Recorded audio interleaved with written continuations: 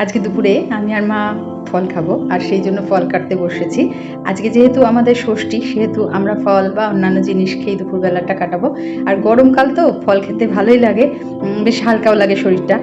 আর আমি কথাতেও এই কথাগুলোই বলছিলাম, কিন্তু যেহেতু আমার ফোনটা হ্যাং করে গেছে, বুঝতে পারিনি, কোনো ভয়েস আসেনি, তাই জন্য আমি আবার আলাদা করে ভয়েস ওভার দিতে হলো।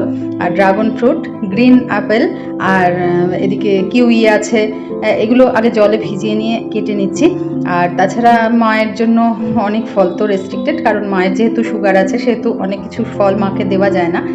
আর তাছাড়া পেয়ারা, শাঁকালু, সেগুলো তো আছেই, ওগুলো দিয়ে সব মিলেমিশে আমিও খাবো, মাও খাবে। মা সব ফল খায় না, যেমন মা শাঁকালু মানে খেতে পারে, কিন্তু মানে খুব একটা ভালোবাসে না। আর যাই হোক, দেখে বুঝবো যেগুলো মা খাবে। আর সব থেকে লোভনীয় জিনিস হচ্ছে সাবু মাখা।